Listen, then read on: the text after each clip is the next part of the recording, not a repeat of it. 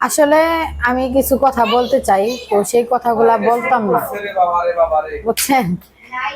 কারণ হলো আমি ভিডিও করি, আমার বাবা মাও জানে, আমার শ্বশুর শাশুড়ি জানে, আমার ননাস জানে, সবাই জানে আমি ভিডিও করি বা আমার স্বামী ভিডিও করে, আমার বাবার বাড়ির সবাই জানে। তো আমার বাবার বাড়ির কিছু আত্মীয় স্বজন আছে, আমার ওইসব আত্মীয় স্বজনে সহ্য করতে পারে না আমি ভিডিও করি দেখে।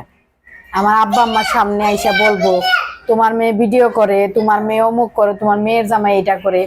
আবার আমার শ্বশুর বাড়ির কিছু আশেপাশের লোক আছে, আমার শাশুড়ির কাছে, আমার ননাসের কাছে যায় বলে যে আমরা ভিডিও করি। তো আমার শাশুড়িরও কোনো সমস্যা না, আমার ননাসেরও কোনো সমস্যা না। ভাই আপনাদের এত সমস্যা কিসের? কোনো সমস্যা যদি থাকে তাহলে সামনে আসেন, আইসা বলেন। আপনাদের কোনো সমস্যা না? আপনাদের কোনো নাম নিয়ে কোনো ভিডিও করতেছি না, আপনাদের চেহারা দিয়ে ভিডিও করতেছি?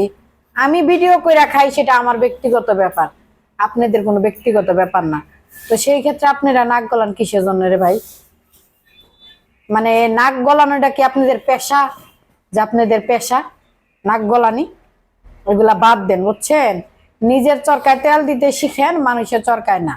আগে নিজে কেমনে চলবেন আগে এই চিন্তা করেন, তারপরে মানুষের চিন্তা করেন। চিন্তা ভাবনাগুলো চেঞ্জ করেন, বুঝছেন? সরকার তেল দেওয়া তেল দেন।